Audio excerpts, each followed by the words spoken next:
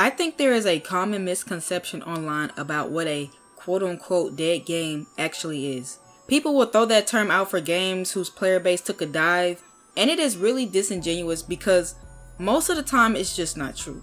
I really started to think about this topic when people were dunking on Overwatch when Rivals first came out.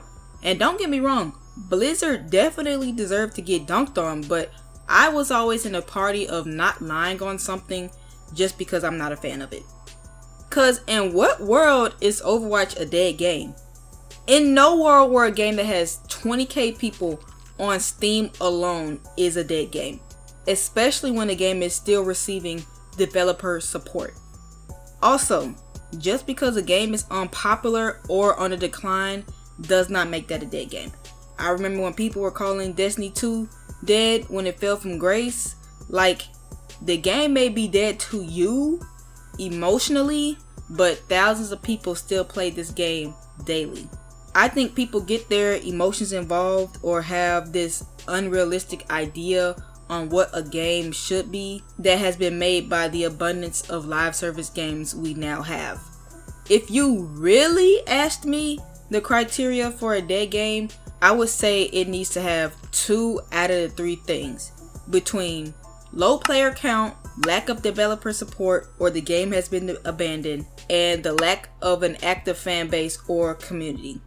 My reasons for saying it needs to have 2 out of the 3 to qualify as dead is that we need to take different scenarios into account. For example, fighting games. I wouldn't say that is a very niche community, but there's only like 3 or 4 major titles depending on if you want to include Soul Calibur or not. And some of those older games are still pretty popular and active within those respective communities. I didn't include Smash Bros as a fighting game when I mentioned the 3 or 4 games earlier, but there are still tournaments for that game almost 30 years later. That community is still very much alive and a ton of people still play it, so I would be remiss to call Smash Bros that was on the Nintendo 64 a dead game.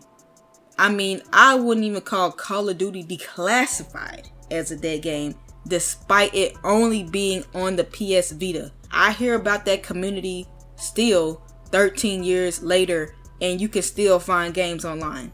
Another game that I'm going to mention is Titanfall 2 because it teeters on the fence.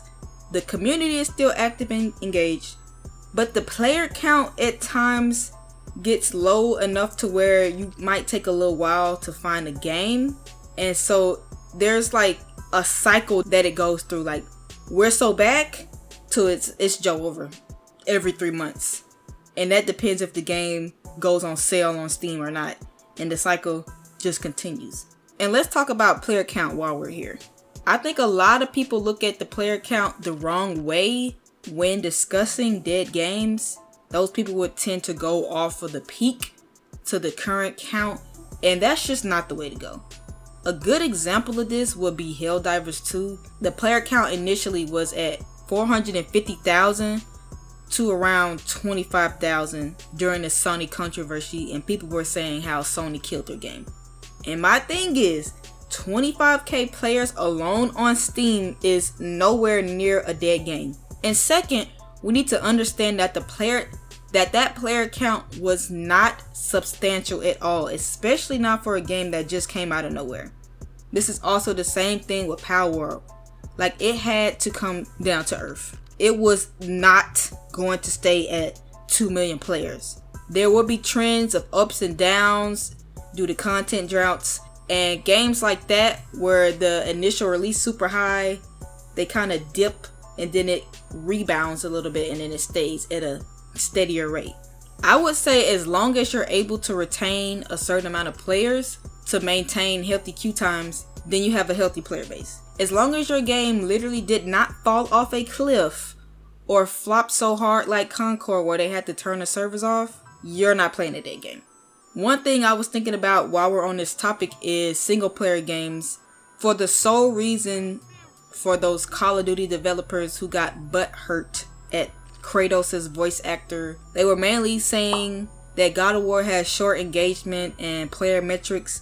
Well, that's kind of how single player games work. It normally is super popular when it first comes out, and then it slowly tapers off.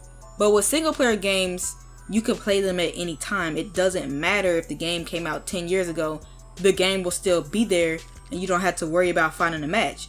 So some single player games can still have longevity versus those live service games. So when the game is out, it's out. There is hardly no more content unless there is a DLC and not nearly as many microtransactions. So at that point, you're really comparing apples to oranges, because kind of the whole point of single player games is they don't die.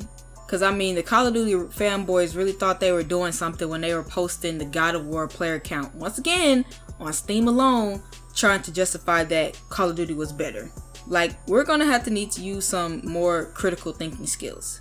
And this is also the same thing with Twitch viewerships, because the game could just be unpopular.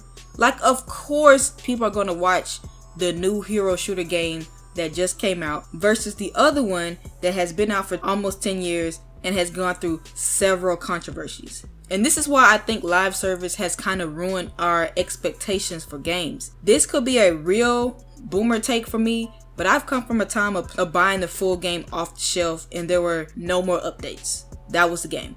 I grew up on the Wii and I played the mess out of Mario Strikers Charge. So I've always had the mindset of just playing for the love of the game and not expecting any more content. If I got tired, I stopped playing and I picked it up when I wanted to play again. Because to me, people are always expecting new content to keep them playing the game instead of just playing due to sheer enjoyment. Because there is no obligation to play a game you don't like. And that's why I'm a big believer in having a rotation of games. Now, you have games like Deadlock, which is in the alpha by the way, and people have already said it's dying because it lacks content. Brother, the game is not even out yet. This is especially true with how games compete for our time.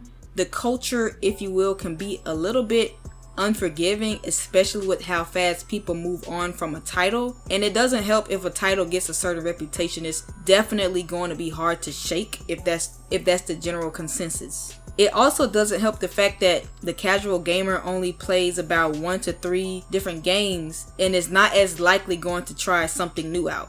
This can definitely lead to burnout and just getting tired of playing the game altogether. This is why I'm a big fan of breaks. And this can especially happen with games that go on for years. And this could cause a large sum of players to leave the game, and the game sees a dip in player counts, and then people want to call that game dead. Just because you stop playing doesn't mean people will stop playing. The day you uninstall, a new player could be joining. And then again, not every game is gonna maintain the status. Like, that's why I always play the game to just have fun, no matter if it's popular or not, no matter if it's a content drought or not.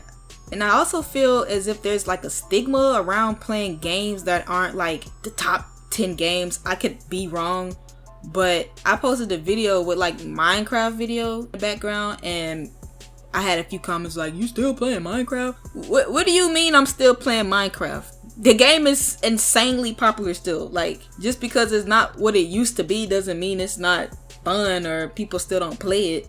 Like, if I was worried about playing a more popular game, the gameplay you would see in the background will be Modern Warfare 2023 and not Black Ops Cold War. With that being said, I don't really think there's that many dead games as people think.